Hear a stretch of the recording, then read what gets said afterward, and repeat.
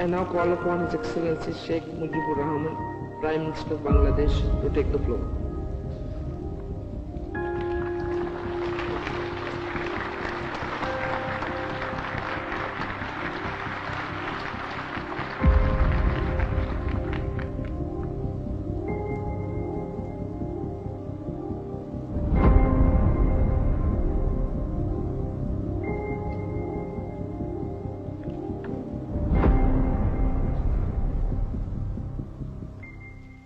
Madam Chairman, Your Majesties, Your Excellencies, distinguished delegates, brothers and friends, I would like to thank all those assembled here for having welcomed us into the fraternity of non-aligned nations.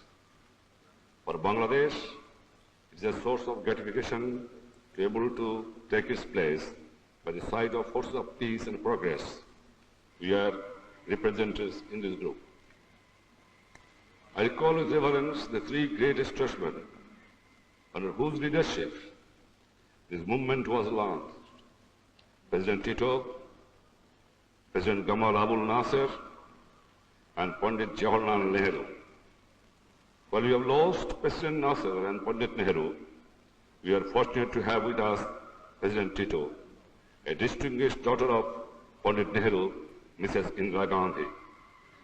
I pay homage to the valiant martyrs of Algeria, of Vietnam, indeed all martyrs in every part of the world, including those in Bangladesh, who laid down their lives in the struggle for national liberation and for the vindication of the rights of man. I place in the name of the martyrs that Bangladesh will always stand behind all those who are struggling for national liberation in Africa, Asia, and Latin America. I salute the heroic people of Algeria and the brave leaders who led their historic national liberation struggle. Their glorious victory has been a source of inspiration for all those who have fought for freedom throughout the world. I would like to congratulate our chairman, President Boumediene, a great fighter for freedom, and the government and the people of Algeria for having spared no effort to make this conference a success. Madam Chairman and brothers and friends, it is not without significance that there has been a marked upsurge in the support for the principles of non-alignment as we enter the last quarter of the 20th century. This century has suffered from the ravages of the cruelest, most destructive wars in the history. It is also the century which has witnessed emergence of toiling masses, the people on the stage of history. The principles of non-alignment, as we understand them, reflect the most basic aspiration of common people of the world over. This is why we have embodied these principles in our Constitution, and we are committed by the Constitution to support the just struggle of the oppressed people against colonialism, imperialism, and racialism throughout the world. I consider it important to affirm the term Third World tends to obscure the basic reality. The world is divided between those who are the oppressors and those who are the oppressed. Those who support and aid the oppressors and those who support and aid the oppressed. I would like to make it very clear that we stand for the solidarity of the progressive force of the world. That is, for those who are oppressed and those who stand by them in the just struggle for liberation and oppression, liberation from oppression. Men and women throughout the world crave for peace. They aspire to live in freedom and with dignity. Just as nations aspire to guide their own destiny to be free from exploitation and domination. To realize these aspirations, people have had to battle against the forces of exploitation. The battle has been hard fought. Millions of lives had to be sacrificed in the revolutionary wars against colonialism, imperialism, and racialism. Let us not forget the brave, eloquent words that are contained in the Declaration and resolutions that have been adopted at the earlier conference would remain here hollow words. And fourth, the fact that they have written with the blood of those who have prepared to die for them. When we talk today of action programs, when we talk of implementation of principle of non-alignment, we should realize that it calls for a total commitment on our part and a readiness to sacrifice narrow interests in order to attain what we regard to be a greater good of humanity.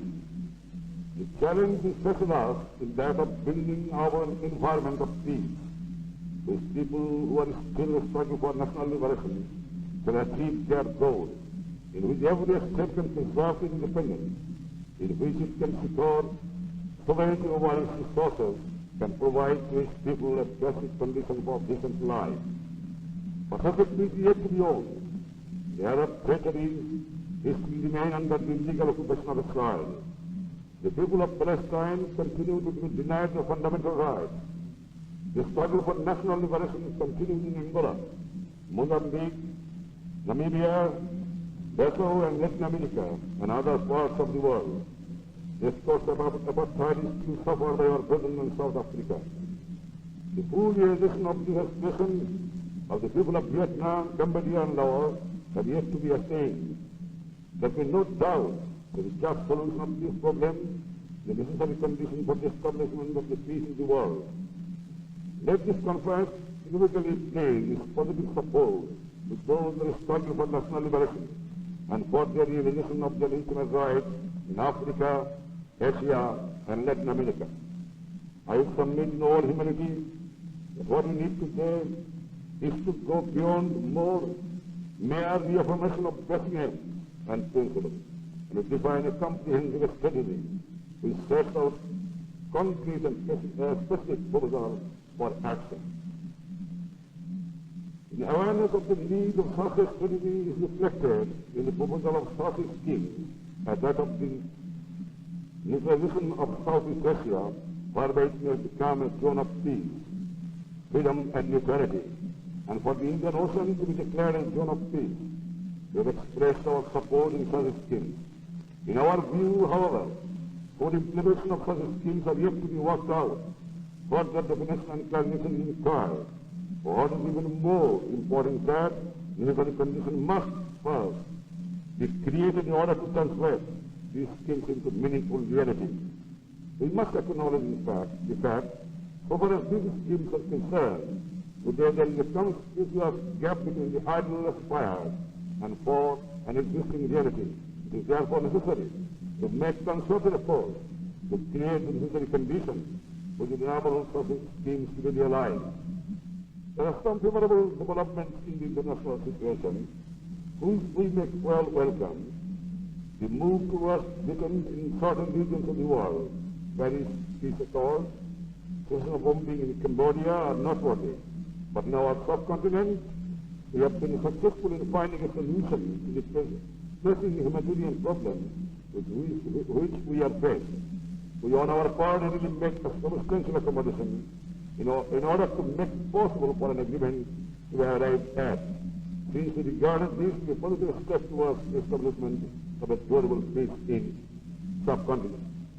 The strategy of peace must also provide for an end to the arms race, for total and complete disarmament. Mankind must be rescued from the folly of proliferation of weapons of destruction and the colonial waste of resources it involves. These valuable resources to be diverted to meet all urgent human problems. There is, of course, a vital economic dimension to the strategy of peace. The international economic situation shows rapid deterioration. These countries have been able to concerted and conscious action to improve their position, often at the expense of the poor countries. We poor countries, on the other hand, are facing green prospects.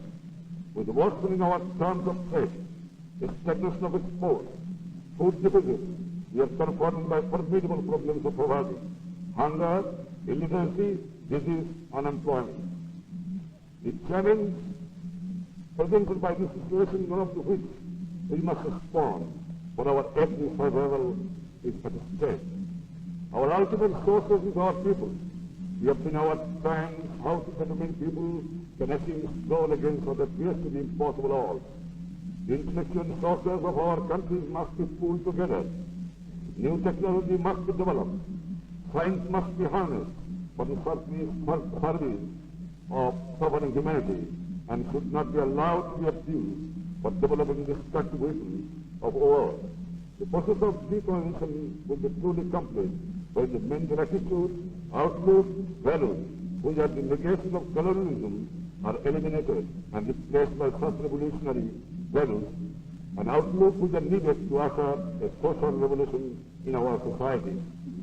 I believe that the action program based on two fundamental principles, which are highlighted at Lusaka and Georgetown, namely self-reliance and effective economic cooperation among the non-aligned countries present, can meet the challenge provided our peoples can be organized and fully mobilized. The necessary social economic changes can be brought about and potentials of science can be harnessed to bring about a real social revolution in our society. What is needed is the political will to bring about the social revolution and a common determination to cooperate with each other by the non-aligned countries. We must share our resources, our knowledge, our experience. We must coordinate and concert our efforts. An immediate area where such cooperation is urgently needed is food. Both the expansion of production and distribution according to need can, I believe, be achieved through effective cooperation among the non-aligned countries. The task before us, and uneasy for the vested interests of and the forces of counter-revolution, both inside and outside, have to be fought against. But this battle has to be fought. Peace, freedom, emancipation from exploitation have to be owned. I would therefore ask that the conclusion of our deliberation, we should attempt not merely to reaffirm general terms, aims, principles, but should formulate a comprehensive strategy, setting out the concrete and positive action which we can take together to overcome the common problems which face us. Madam Chairman, Your Majesty, Your Excellencies, distinguished guests, brother and friends, I thank you all.